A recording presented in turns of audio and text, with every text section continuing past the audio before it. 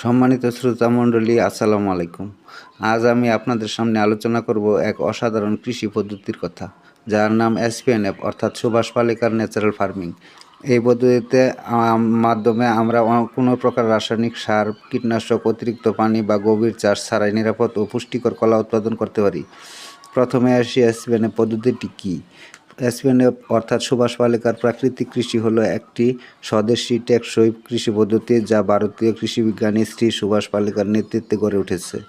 এই পদ্ধতিতে সম্পূর্ণ প্রাকৃতিক উপায়ে কৃষিকাজ করা হয়। এর মূল ভিত্তি হলো দেশি গরুর গোবর, গোমূত্র, স্থানীয় উপাদান এবং প্রকৃতির সাথে সামঞ্জস্য রেখে চাষাবাদ।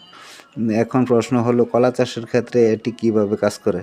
এসপিএনএফ পদ্ধতিতে কলা চাষের জন্য জমিকে গভীরভাবে চাষ দিতে হয় না।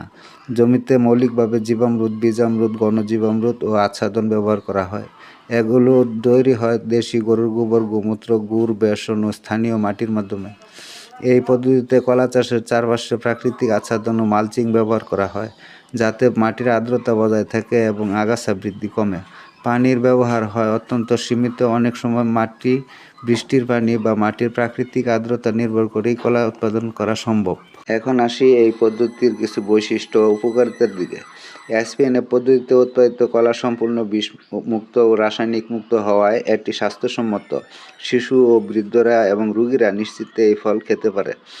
এই পদ্ধতিতে কোনো ধরনের রাসায়নিক সার বা কীটনাশক ব্যবহার না হওয়ায় মাটি, পানি ও বাতাস দূষিত হয় না। এটি পরিবেশের ভারসাম্য রক্ষায় সহায়ক। এখানে বাহ্যিক ইনপুট প্রায় নেই বললেই চলে, ফলে সার, বীজ, ওষুধ কেনার খরচ না থাকায় কৃষকের লাভ অনেক গুণ বেড়ে যায়। প্রতিনিয়ত জীবামৃত, আচ্ছাদন ও অন্যান্য প্রাকৃতিক উপকরণের মাধ্যমে মাটির জৈব গঠন উন্নত হয়। মাটিতে অণুজীব ও কেঁচুর সংখ্যা বেড়ে যায়, যা মাটিকে আরও উর্বর করে তোলে। মালচিং এবং শুষ্ক কৃষি পদ্ধতির কারণে মাটির আর্দ্রতা বজায় থাকে অনেক সময় পর্যন্ত, ফলে পানির প্রয়োজনীয়তা অনেক কমে যায়।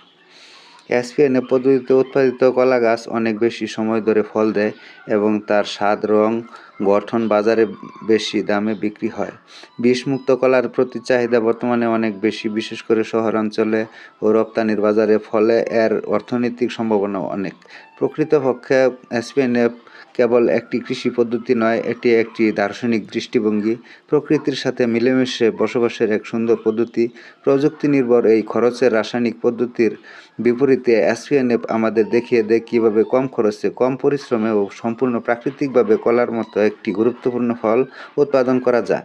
সম্মানিত শ্রোতারা, আজ যখন সারা বিশ্ব জৈব ও কৃষির পরিবেশ